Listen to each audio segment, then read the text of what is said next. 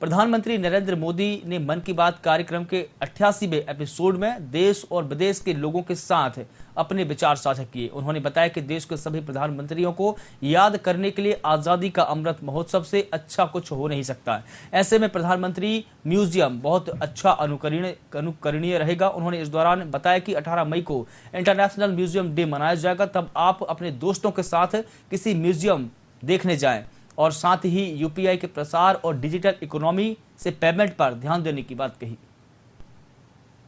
ये सबसे ज्यादा चिट्ठियां और संदेश किस विषय को लेकर मिली है?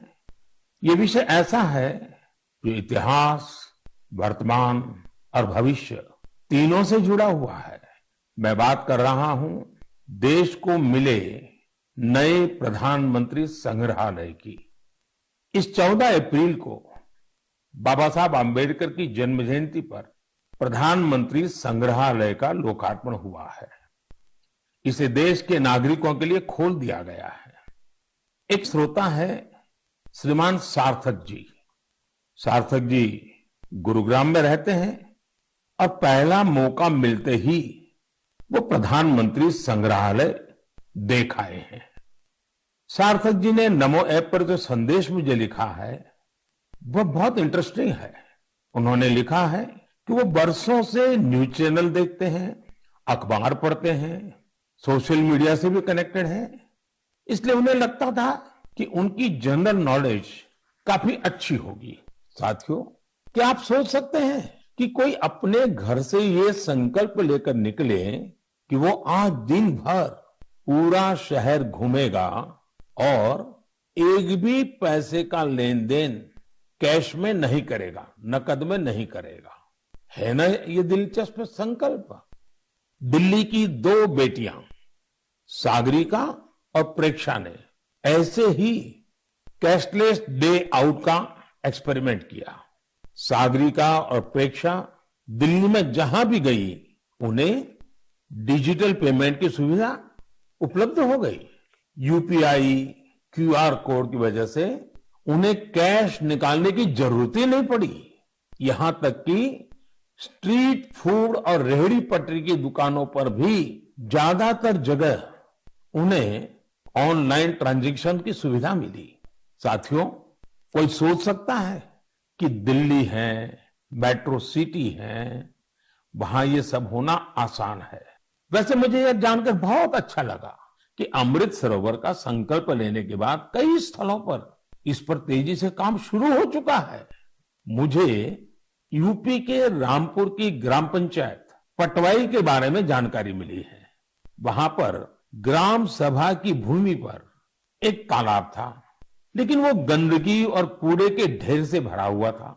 पिछले कुछ हफ्तों में बहुत मेहनत करके स्थानीय लोगों की मदद से, स्थानीय स्कूली बच्चों की मदद से उस गंदे तालाब का कायाकल्प हो गया है। अब उस सरोवर के किनारे रिटेनिंग वॉल, 4 दीवारी, फूड कोर्ट, फव्वारे और लाइटिंग भी न जाने क्या क्या व्यवस्थाएं की गई हैं। मैं रामपुर की पटवाई ग्राम पंचायत को, गांव के लोगों को, वहां के बच्चों को इस प्रयास के लिए बहुत बहुत बधाई देता हूं। साथियों, पानी की उपलब्धता और पानी की किल्लत ये किसी भी देश की प्रगति और गति को निर्धारित करते हैं। आपने भी गौर किया होगा कि मन की बात में मैं स्वच्छता जैसे विषयों के साथ ही बार बार जल संरक्षण की बात जरूर करता हूं। न्यूटन के लॉज हो, आइंस्टाइन का फेमस इक्वेशन, ब्रह्मांड से जुड़ा सारा विज्ञान एक गणित ही तो है। अब तो वैज्ञानिक भी थियरी ऑफ एवरीथिंग की चर्चा करते हैं, यानी एक ऐसा सिंगल फॉर्मूला जिससे ब्रह्मांड की हर चीज को अभिव्यक्त किया जा सके। गणित के सहारे वैज्ञानिक समझ के इतने विस्तार की कल्पना हमारे ऋषियों ने हमेशा से की है। हमने अगर शून्य का आविष्कार किया तो साथ ही अनंत यानी इन्फिनिट को भी एक्सप्रेस किया है। सामान्य बोलचाल में जब हम संख्याओं और नंबर्स की बात करते हैं तो मिलियन, बिलियन और ट्रिलियन तक बोलते और सोचते हैं, लेकिन वेदों में और भारतीय गणित में ये गणना बहुत आगे तक जाती है। हमारे यहाँ एक बहुत पुराना श्लोक प्रचलित है, एकम दशम शतम चैव सहस्त्रम अयुतम तथा लक्ष्यम च न्यूतम चैव कोटि ही अर्बुदम एव च वृंदम खर्वो निखर्व च शंख पद्म च सागर अंत्यम मध्यम परार्ध च दश वृद्धा यथाक्रमम।